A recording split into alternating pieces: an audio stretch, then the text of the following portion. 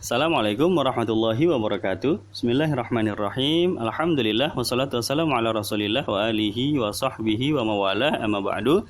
Bapak Ibu sekalian dan teman-teman yang dimuliakan Allah Subhanahu wa taala, mari kita melanjutkan kembali materi keempat kita ya dari kajian online Find Out Rasulullah Habits ya. Sebelumnya sebelum kita memasuki pembahasan tentang pukul 4 pagi aktivitas Rasulullah pada jam tersebut, mari kita samakan persepsi dulu ya, bahwa sepanjang kajian kita ada patokan waktu sholat ya yang saya gunakan. Jadi sholat kan berubah-ubah ya.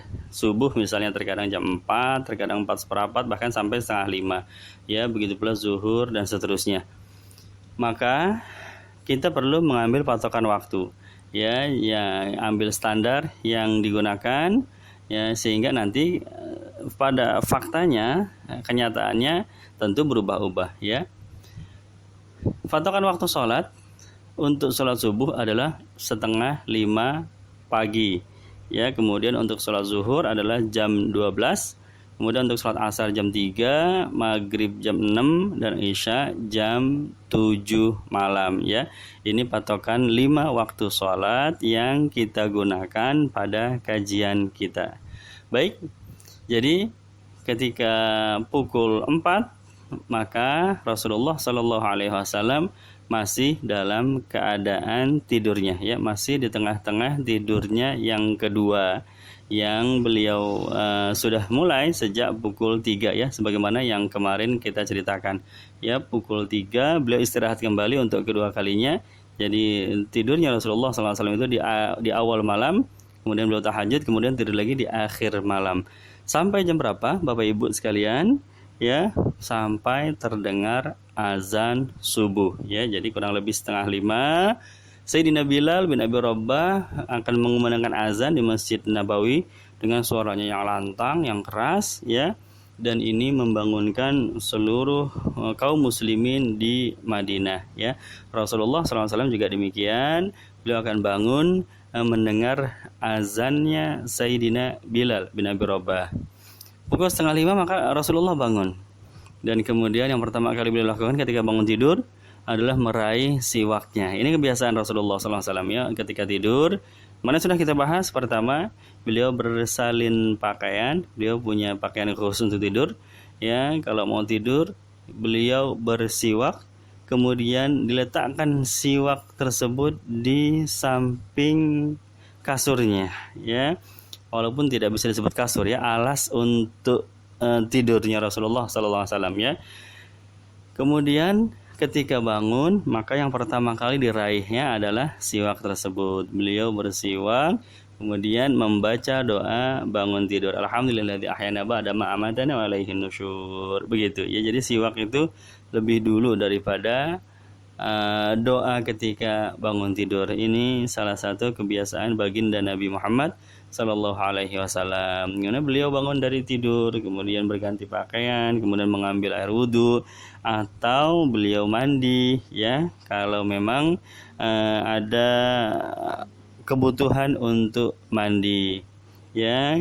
Kalau tidak ada kebutuhan untuk mandi maka beliau berwudhu ya, kemudian beliau melaksanakan sholat sunnah fajar di rumahnya ya. Jadi sholat sunnah fajar itu dilaksanakan setelah azan subuh ya, dan Rasulullah SAW mengerjakan di rumahnya ya, begitu. Dan ini sholat sunnah ini yang diceritakan oleh Sayyidatuna Aisyah adalah sholat sunnah yang paling diperhatikan oleh Nabi SAW dibandingkan sholat sunnah yang lain ya. Lam yakunin Nabi sallallahu alaihi wasallam ala syai'in minan nawafil asyaddu minhu ta'ahudan. Ya, ini bahasanya Sayyidah Aisyah, asyaddu minhu ta'ahudan, artinya ya yang lebih ditekankan sekali untuk dikerjakan ya dibandingkan sholat sunnah yang lain, yaitu sholat sunnah 2 rakaat fajar ya, 2 rakaat sholat sunnah fajar. Beliau membaca Fatihah, kemudian membaca surat Qul ya ayyuhal kafirun di rakaat pertama, Dan kemudian di rakaat kedua beliau setelah Fatihah membaca Qul huwallahu ahad.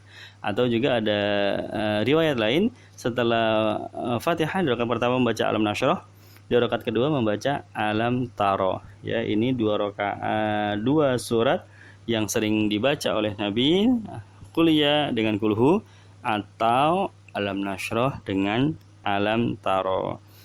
Dua rakaat ini Bapak Ibu sekalian dan teman-teman yang dimuliakan Allah, yang disebut oleh Nabi khairum minad dunya wa ma fiha.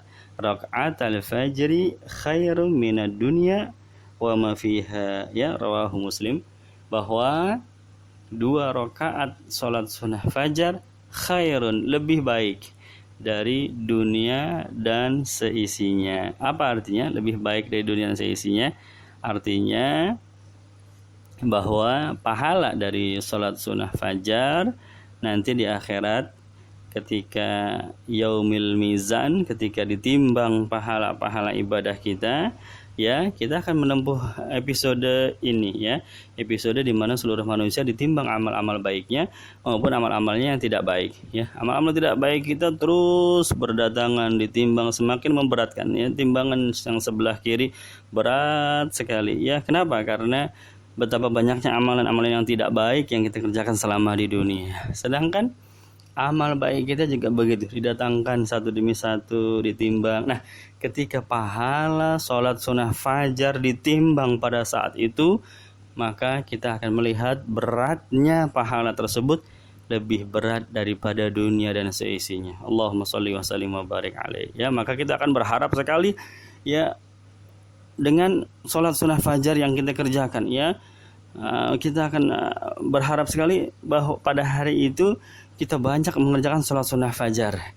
Kenapa? Karena beratnya itu betul-betul ngebantu timbangan baik amal kebaikan kita, ya. Sementara kita sudah dalam keadaan panik dan cemas, timbangan amal yang tidak baik kita terus, ya, berdatangan bertubi-tubi. Kita ini kan makhluk yang penuh dosa, ya, penuh dengan khilaf, ya. Timbangan di sebelah kiri itu tak henti-hentinya, ini semakin berat, tapi nanti ketika datang pahala sholat sunnah fajar, ya, timbangan yang kanan akan sangat membantu, karena khairum minad dunya wa ma fiha, lebih berat dari dunia dan seisinya.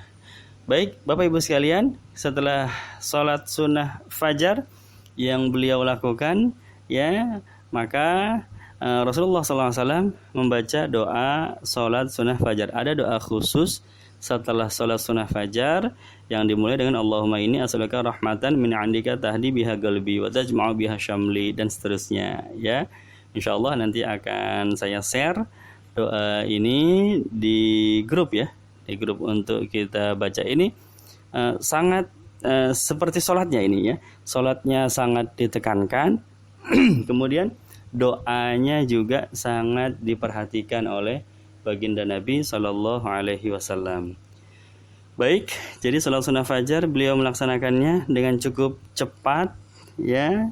Perhatikan, ketika sholat tahajud beliau berdiri dengan lama, ya, membaca surat-surat panjang sampai bengkak kedua kaki beliau.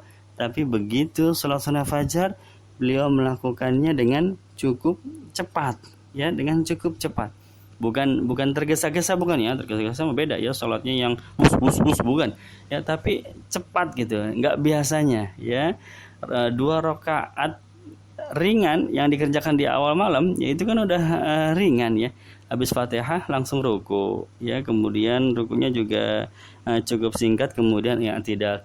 Nah, ini sholat sunnah fajar terkadang lebih cepat daripada 2 rakaat ringan tersebut. Sampai-sampai Sayyidatuna Aisyah berkata, hal yaqra'u fihi ma bifatihatil kitab. Ya, kata Sayyidatuna Aisyah, ini Rasulullah baca Fatihah enggak sih, begitu, ya.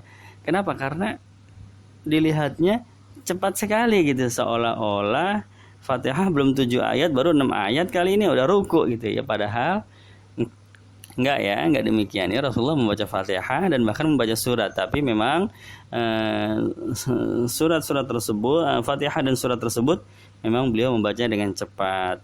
Apa hikmahnya? Beliau ingin menunjukkan keseimbangan, ya, bahwa ada saatnya sholat sunnah kita itu panjang pada waktunya, dan ada saatnya sholat sunnah kita juga singkat pada waktunya. Jadi kita menjadi muslim itu yang adil, ya. Ada saatnya panjang, ada saatnya pendek, begitu. Ini hikmah mengapa Rasulullah SAW mempercepat sholat sunnah fajar tersebut. Beliau membaca doa fajar dan kemudian beliau masih di dalam rumahnya kurang lebih sampai setengah jam. Ya, apa yang beliau lakukan di dalam rumah tersebut? Beliau menyapa istrinya. Ya, kalau sedang di rumahnya Sayyidah Aisyah, maka disapa Aisyah. Bagaimana ya Humairah? Ya, tidurnya tadi malam bagaimana, ya, kemudian mimpi apa semalam, atau menceritakan, bercakap-cakap hal-hal yang ringan, hal-hal yang membahagiakan pada pagi hari itu. Allahumma sholli wa sallim wa barik alaih, ya. Ini adalah percakapan pertama baginda Nabi Muhammad SAW kepada orang-orang sekitarnya, ya, yaitu beliau bercakap-cakap kepada istrinya, ya, luar biasa, ya. Bayangkan kita berada dalam posisi Ummul Mukminin, dalam posisi istri beliau, betapa kita merasa sangat dihargai, sangat dimuliakan, ya.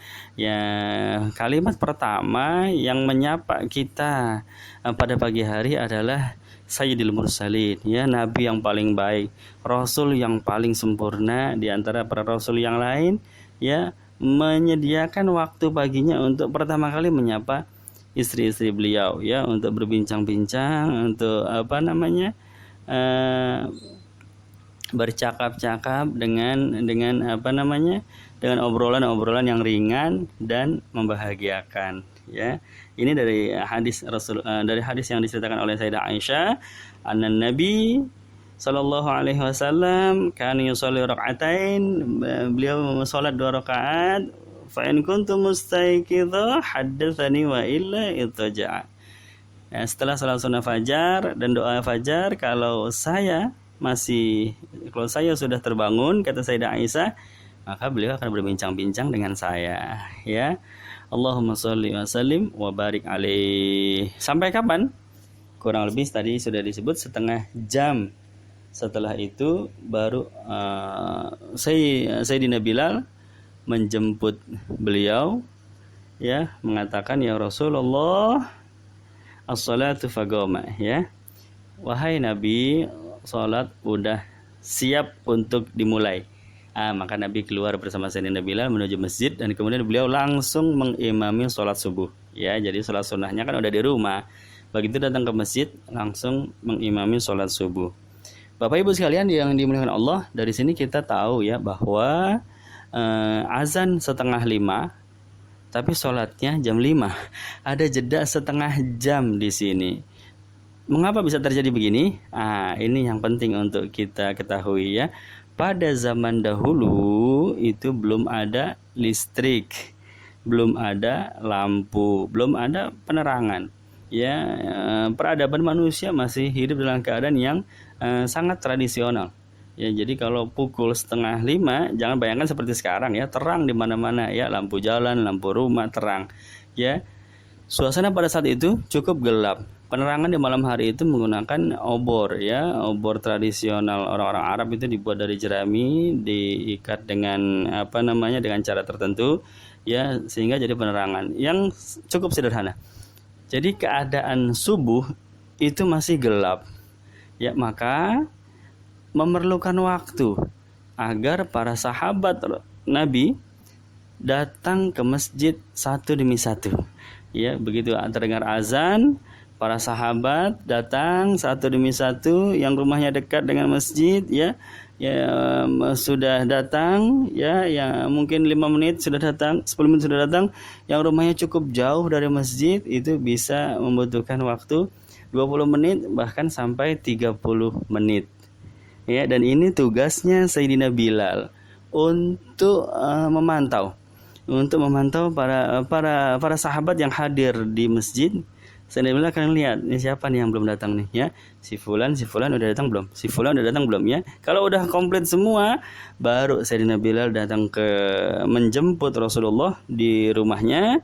Beliau keluar dari masjid, datang ke rumahnya Nabi, dan kemudian beliau mengatakan, "As-salatu ya Rasulullah fagoma." Wahai Nabi, salat udah siap. Ya, kalau bahasa kita, sahabat udah pada ngumpul berangkat. Begitu bahasa kita tuh ya. Dan dari sini kita lihat bahwa semua sahabat itu melaksanakan sholat berjamaah. Ya, tidak satu-satunya uzur kalau sahabat tidak hadir berjamaah, ya kalau nggak sakit ya meninggal. Ya, sahabat pasti datang ya. Maka Sayyidina Bilal itu mengecek satu demi satu ya, karena tidak mungkin tidak datang, kecuali Sayyidina Bilal sudah mendengar kabar, oh iya si fulan lagi sakit ya, oh ya sudah wajar kalau memang nggak datang ya. Tapi nggak ada kabarnya sakit, sudah pasti datang. Maka ditunggu oleh Sayyidina Bilal sampai komplit semua. Itu kurang lebih membutuhkan waktu setengah jam, mengingat keadaan situasi pada hari itu ya, begitu. Jadi ini alasan mengapa Rasulullah SAW itu ada rentang sekitar setengah jam untuk memulai sholat subuh. Kalau sekarang sih impossible ya, setengah jam baru mulai sholat. Tidak ada uzur. Sekarang sudah terang benderang, listrik sudah ada, lampu di mana-mana. Ya, ini pada zaman dahulu kebiasaan Nabi Shallallahu Alaihi Wasallam. Baik, Bapak Ibu, inilah dia rutinitas beliau yang dikerjakan sejak pukul 4, dan kemudian besok kita lanjut lagi kembali apa yang dilakukan oleh Nabi pada pukul 5 ya. Mudah-mudahan bermanfaat. Billahi taufiq wal hidayah. Wassalamualaikum warahmatullahi wabarakatuh.